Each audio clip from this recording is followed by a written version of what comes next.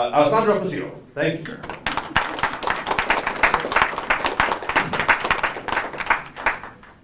Do you hear me? Yes? Okay. So first off, I owe you an apology because despite my Italian name, in fact, I have a German mother, and so I'm afraid that German heaviness may have influenced my presentation a little bit too much. But anyway, I hope that it won't be so. Second apology, I think the only non-native English speaker here, so some mispronunciation may occur, and I ask you for apology in advance. Okay, that said, let's go into the things. It's a literary rhetorical trick, this captatio benevolentia. You try to admit some weaknesses to dispose the hearers to your favor. My topic is basically, what is law? Why do we have law, and what are rules for? Law is aimed at determining other people's behavior. This is true even if we have laws about things. We have laws about property, about real estate. In fact, any law is aimed only at what other people do. So it's a means of social regulation. In fact, if we start to reflect about law, we immediately see that there are lots of different rules, not only the proper legal rules. We have social rules, how to dress, how to act on social occasions, what to say in social occasions. There are moral rules, often connected with religious beliefs, which have nothing to do with legal rules. There are game rules. I recently learned that the rules of the National Football Association are a little bit longer than our Italian rules of civil procedure. And yeah, not the German rules of civil procedure, of course. They are way longer, but this is another story. So the question arises, how do we distinguish laws, legal rules, from other kinds of rules? I shall anticipate where we will get to later. The main distinction comes from the source. Where do laws come from? Who made the laws? In fact, there have been two traditional answers to the question, what is law? There is an answer regarding the content of laws, what laws say, should say, ought to say, or should not say. And another answer, which is a formal answer, how laws are made. Starting from the first of the two answers, it is the answer usually connected with the idea of natural law. Since very, very ancient times, legal thinkers, philosophers, and common people tried to see if there is an objective criterion to say what is a law, what should be a law, and what not. We can think of Plato, Cicero, Aquinas, and many more. In fact, in ancient times, religion was a big, big thing, and so many writers, many authors said, yes, law and rules about how human beings should interact with one another come from a divine inspiration, come from God. This is especially true for Aquinas, who said that laws are rules of natural reason. God has given us reason, and so the rules should conform with this natural reason. I think that one of the best definitions of natural law comes from the Corpus Juris and from a Roman legal expert who was called Ulpianus, and it is this: law is the art of good and fair behavior. These are the basic precepts of law. Live honestly, don't cause harm to anybody, respect other people's property. So it's pretty similar to the non-aggression principle that we libertarians revere so much. Especially in continental Europe legal tradition, natural law hasn't a big importance anymore. In the English-speaking legal tradition, it's a little bit different, but in Europe, it's just a curiosity of the past. That's how we learn it in law schools there. But in fact, reflection about natural law is not dead in modern times. We still have constitutionalism that tries to embed natural rights in fundamental documents aimed at limiting the action of legislators who could do whatever they want otherwise. We have a revival of Aquinas doctrines by the Christian schools of natural law. We have Dworkin, and we have the libertarian tradition, especially going back to Murray Rothbard and Hans Hermann Hoppe, who tries to found a rational idea of what laws should be. Yet, as I was saying, the most important response to the question, what is law, comes from the school of thought of legal positivism. If I should try to reassume what legal positivism says, it's anything goes, okay? So long as the correct procedure for enacting law has been respected, the legislator is free to do whatever he wants. Again, maybe the best definition of legal positivism comes from the Corpus Juris. Whatever pleases the emperor is law. It's funny that the Roman heritage passed on to the later generations both ideas, that of natural law and that of legal positivism. But in fact, Roman law was for a long time very much divided into private law, which was basically beyond the reach of the government, and public law, where this principle held. In fact, a very interesting finding about the emperors is that there was a law when a new emperor was elected or put on the throne, or when he conquered the throne, which enabled him to make rules which went against the laws, but not against what the Romans called jus, which is the principles which came from, basically from private law. So the emperor, in fact, was the military dictator of Rome, but he could do so only in regard with public law, not with private law. The tradition of legal positivism is very important in modern studies about law. I just cite three very important authors: Austin and his Province of Jurisprudence Defined, Hans Kelsen and Hart. The idea is that in order to have legal studies which are worth to be defined as a science, you should have a pure consideration of law, and so you should have only a formal consideration about laws. The content of laws is not important, basically.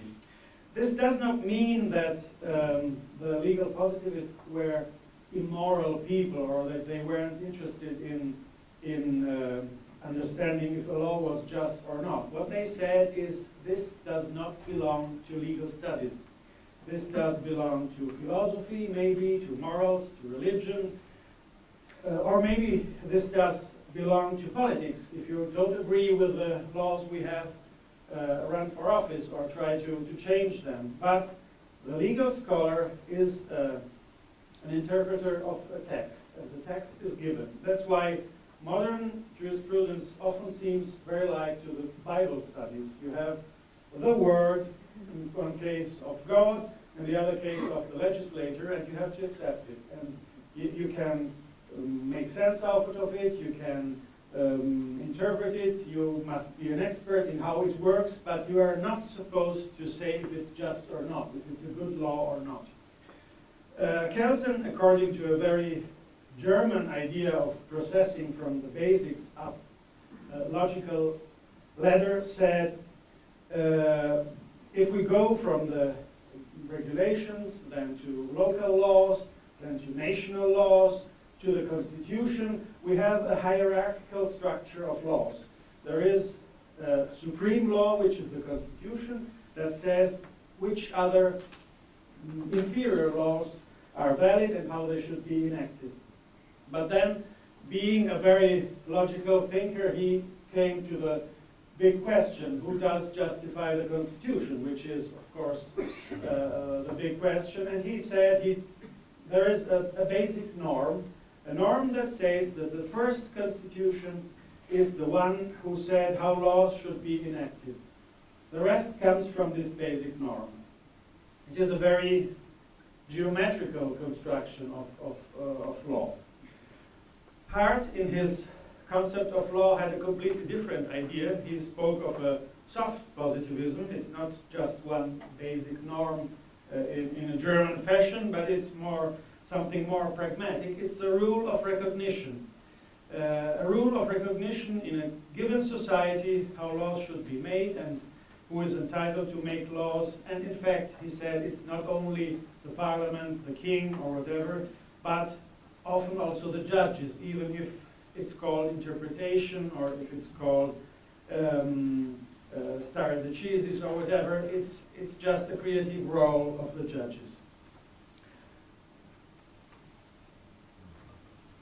At the end of the day, we are left quite dissatisfied with the school of legal positivism because it doesn't go to the heart of the problem, and that is, why should there be a basic norm or a rule of recognition? Because that's the hard question to answer. Why should we say that the first Constitution is the right one? Why should we say that there is this rule of recognition? My opinion is that to find answers to hard questions, you should go back to the primitive times. Many of the answers lie in the very distant times and are still unknown, probably. And my idea is that there is an instinct of obedience and a gregarious instinct, an instinct to do what the others do. Primitive human beings probably had a very sensible idea to follow the most intelligent among them, to recognize natural leaders and to say, okay, let's do what the smartest hunter says to do because he knows where to find the animals and how to hunt them down in the best way. And so these most intelligent leaders grew to be the leaders of their small tribes and communities.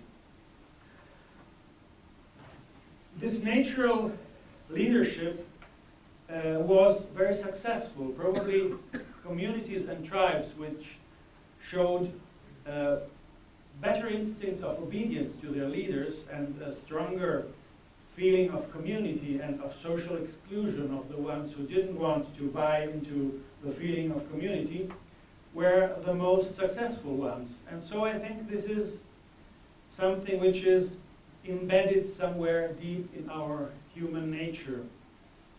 But, borrowing the phrase of Lord Keynes, I could say it's a barbarous relic, this instinct of obedience.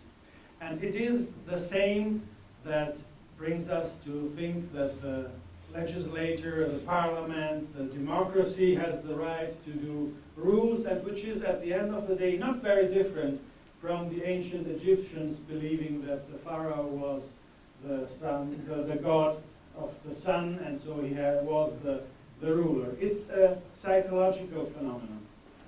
The power is always on the side of the ruled, of the subjects. They are way more, they could deny the governments their means of subsistence very easily, simply not paying the taxes, and this will be the end of governments in a very short time. So it's a psychological phenomenon. A French writer in the 16th century wrote a very interesting book, The Discourse on Voluntary Servitude. And this is what reality is, more or less. And this is what explains the idea of legitimacy, of someone being there who can say what is to be done and what not. So my idea is to try a completely different approach which is the praxeological approach. Praxeology means very simply the science of human action. Praxis in ancient Greek means action, and logos, which is the root of every word which ends in logy, like biology or whatever, is science, is the rational discourse about something. What Mises said in his seminal work, Human Action, is that economy is just a part of a bigger science which regards, in general, human action. A bigger science that encompasses also law, for example, because it is a kind of human action. If the reflection is directed to human action, to what humans do, the idea of Mises was that we cannot proceed like natural sciences. We can't make measurements, we can't make experiments. What is said is very hardly falsifiable in the Popperian sense. And so the methodology of social sciences has to be different. It has to be pure reflection and finding of truths, which should be based on axioms. Here I borrow on Ayn Rand. An axiom is a self-evident truth that the denier should use in order to contradict it. So the denier falls in a logical contradiction.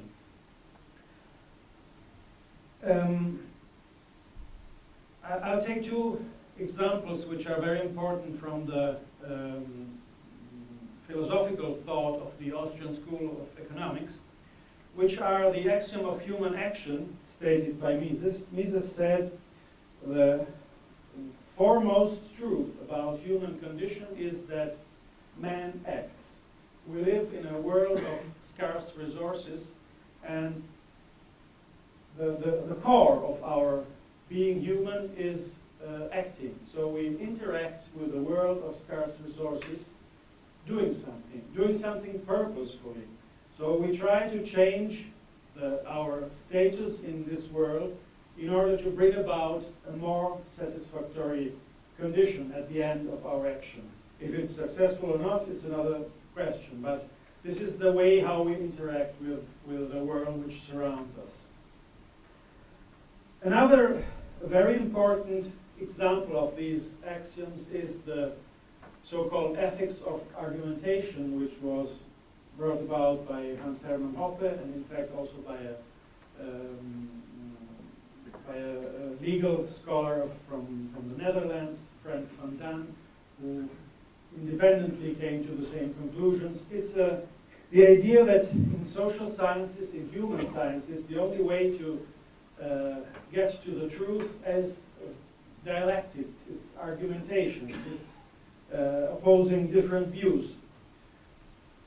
Both principles, both axioms, the axiom of human action and the axiom of the ethics of argumentation, cannot be denied, because if I deny that man acts, I have to act in the first place, because I have to use my time and my physical body to say, no, it's not true that man acts, and so I'm acting, it doesn't make sense.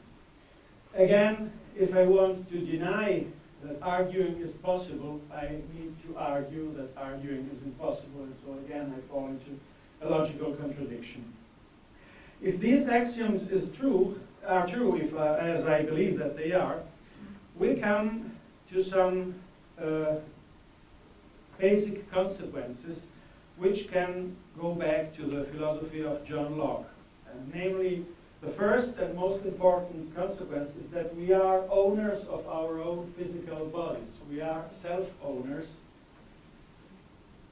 If we are self-owners, as John Locke said, then we are also owners of the previously unowned natural resources we mixed our labor with, and so we homestead property, previously unowned resources.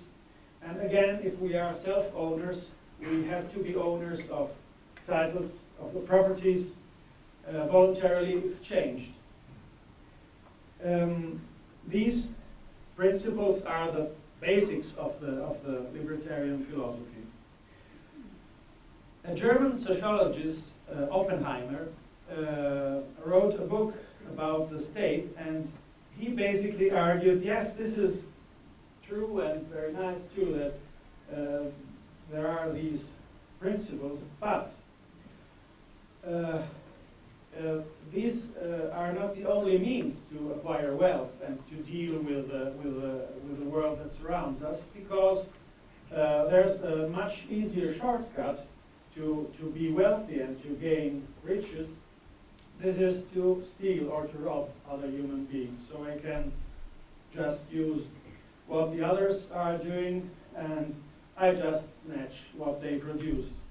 This kind of acting, robbing, stealing, frauding, and so on, Oppenheimer called the political means, whereas the economic means are the means of the Lockean self-owner who homesteads or voluntarily exchanges.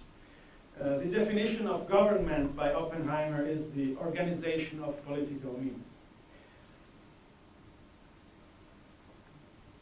In order to proceed to try to find a definition of law, I think that a very productive approach is to make parallelism between law and language.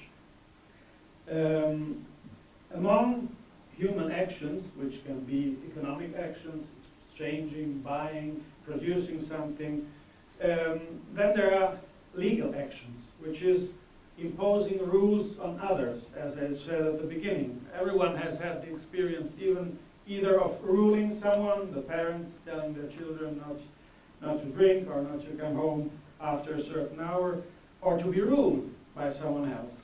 So how do we rule other people's behavior? We rule other people's behavior and try to solve conflicts about scarce resources using language, because this is the way laws function. In the first place, rules are imperatives. You cannot kill someone else. You should do this, you should do that. So it's a kind of communication. Language has many purposes. It can be used to think, it can be used to communicate, it can be used to make works of art, and it can be used to regulate other people's behavior. But it is not that simple, because language is also, in my opinion, and borrowing Kelsen's concept, it is the basic social norm. So the first rule that we have to accept is language itself, because the way to interact in society is to communicate among ourselves. And we do it according to very strict and shared rules. Rules of grammar, rules of syntax, rules of semiotics, what words mean. And these are rules that cannot be infringed, because if I infringe these rules and make up my own language, you wouldn't understand me, and I would be automatically excluded from society. So not only is law necessarily a verbal kind of social interaction, but language is the first rule that we have to observe. This led me to read a lot about modern cognitive sciences and philosophy of mind, which is a very interesting approach to try to find a way around these problems. I try to synthesize an enormous literature in a few words, but what cognitive scientists, at least the nativists, say is that there is an innate linguistic faculty, universal grammar, something which is hardwired in our brains and that makes us learn languages very easily. It's not like that the parents are actually teaching their kids to speak, because it would be too difficult. And then children automatically acquire very complicated rules about syntax, about how to build meaningful sentences. It is something which is already in our brains and probably has a genetic explanation which they are still searching for. Brain science is still in its beginning. Anyway, there is something like a language of thought. Thought, in the definition of Chomsky, the basic property of internal language, it is the language of our mind, is a computational device that can recombine infinite semiotic lexicon and express meaning using psychomotorial devices. This sounds very complicated, but it means very simply we have lots of files in our mind which are not simply words, but words are meanings. So the word house, for example, can have lots of different meanings. It is a house, any house, or it's my house, or the house of my parents, and so on. So we have lots of files in our mind, and the natural grammar that we have in our minds enables us to combine these files and to make something new from these building blocks of thought and of language.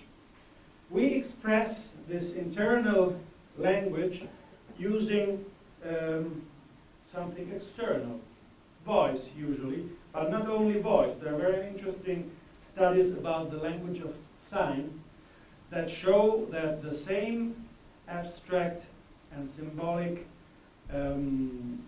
means of reasoning are in the language of signs, even in children that were deaf from their birth and that have the same very articulate way of thinking and of expressing themselves in another way. So, what makes us different from other animals is the capacity of symbolic and abstract reasoning. And so probably at the end of the day, the philosopher who was right was Descartes, who said, I am because I think and therefore I am. And because the irreducible nature of human beings is to think. And it is also the irreducible freedom of being humans, because what no one can ever take away from us is the freedom of our mind. We can think. And it is impossible not to think. So again, we have an axiom. You can't say you don't think, because to say it, you have to think something and to express it. So my take is that thought is the explanation of self-ownership. Why are we self-owners? We are self-owners because we homestead our bodies by means of thinking. And if you think about newborns and children, it is exactly what happens. Slowly, consciousness arises, and the kids become adults, and becoming adults, they homestead their own bodies. And this is the natural and original freedom that we have and that has to be recognized. And this is human condition. So is there a possibility to say how laws should look like according to human condition? In my opinion, definitely yes. Laws must be consistent with our human condition of rational self-owners. So laws must conform with our internal language of thought, and first of all, they must respect self-ownership. And the basic principle of respect for self-ownership is the non-aggression principle. It is the only way to recognize that each one is a self-owner. Laws have to be universal, so this is another requirement of just laws according to my proposal of natural law, because since we are all self-owners, we should be treated equally by law. It's impossible to have laws which apply to someone and not to someone else. And again, since we are self-owners and we are homesteaders or voluntary exchangers of what we produced, laws must respect private property and voluntary contracts. So, how should law look like in a free society? We should have three different areas of law. The first one is, I think, the core, the basics of law, which is laws respecting self-ownership, the ownership of our physical bodies. So laws against murder, against violence, against rape. It is at the core very easy. But then there are many, many big problems of detail. I love to say that the core is very clear, the edges are very blurry and need to be explained. When does self-ownership start? Birth, before, when the children start to speak? Hard to say. How do we solve conflicting self-ownerships of mother and child? How do we solve the problem of self-ownership of children? Is there an age of consent? Just to name a few problems that arise around these problems. Then we have a second body of laws which protect the things that are connected with our self-ownership. So that protect private property, that protect contracts. So laws that protect the outcome of our human action. It is obvious that these laws are less important than the laws that protect the physical integrity, because we are born self-owners, I propose, but we become owners of things. Again, here we have many problems that have to be solved. My idea is that law is a process of discovery about what laws should be. This is a proposal by a great legal thinker, Bruno Leoni, who said law has to be discovered. So there is lots of work to be done by legal scholars, by judges, in order to find a way around these principles. And probably different communities and different historical periods will find different solutions, given the basic principles. Then we have laws which are not connected with these basic principles, and they are simply tools. Tools to live better together, like traffic rules, homeowner association rules. It has nothing to do with my self-ownership if I drive on the right-hand side or on the left-hand side of the road. Yet it is very intelligent to have such a rule, because otherwise it would be very chaotic. In a free society, it would be easily recognized that the way to provide a service, be it the service of finding the core rules connected with our self-ownership, or the simply laws that are tools, would be left to the free market. Because the free market usually, or no, not usually, always provides a better solution than a monopolist. What we have now is a very different situation. We have a monopolist of legislation, which is the state, be it the king, the parliament. There is a group of persons or a single person who are entitled to pass laws. That's it. No alternative. The limits that have been tried to block legislators don't work, because we see it from present day. Constitution, democracy, international law do not work. The most important feature of law as it is that it is a law of privilege. So we have a set of laws which apply to everyone, and a set of laws that applies to very small or big, but to a set of privileged persons. So I usually say the best example is 007 and his license to kill. No one has a license to kill, but since he works for the British government, he may kill supposedly the wrongdoers, but who knows? And so the problem is public or administrative law. We have laws that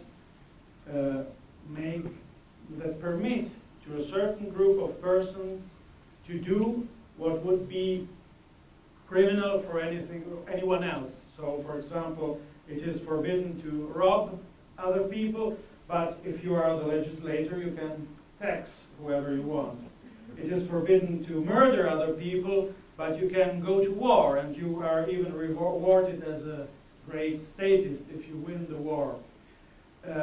Enslavement is forbidden, but conscription not. So all the horrible deeds done by human beings throughout history are always to be laid on the foot of the governments. There is no question about it. I love to say the taxes paid for the Nazi concentration camps. So this is the thing. And it is a law of privilege. Even apparently innocent things like limited liability, implied consent in contract, fractional reserve banking, in reality are not things that pertain to the free market, but pertain to legal monopolies and privileges. So I think we live in a dystopian future, you know, when all things went wrong and in the movies and aliens took over, or some crazy guy took over the government. This is the world we are living in. We are illusioned into thinking that we have laws which are consistent with what we want, that we are the owners of the government, because once in a while we may vote them to the parliaments, but it is not like this.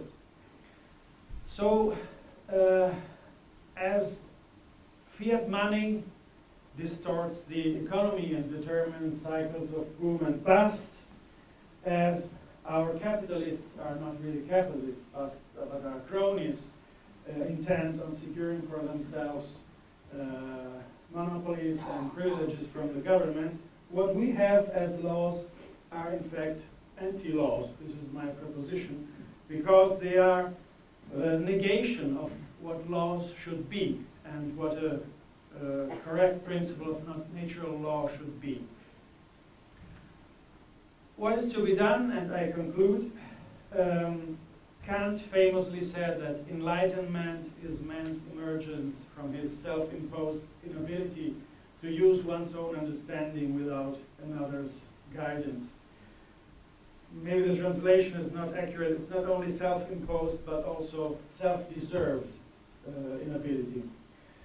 So what we should do, we, I think, say freedom fighters or people who believe in the principles of non-aggression and self-ownership, is trying to bring about an intellectual revolution as far as my subject is concerned in legal sciences. Legal science should appropriate again itself of the right to scientifically judge laws according to principles which come before the legislators, before the constitutions, and with the founding fathers are natural rights we are born with. This is my proposition, and I like to think that we are living a historical season which is not different from that of the Enlightenment. The Enlightenment in the 18th century prepared the way for what came closest to a free society in human history, which is the age of liberalism. Maybe we are preparing something like that. Maybe we won't see it in our lives, but it is a very important work, the one we're doing. Thank you for your attention.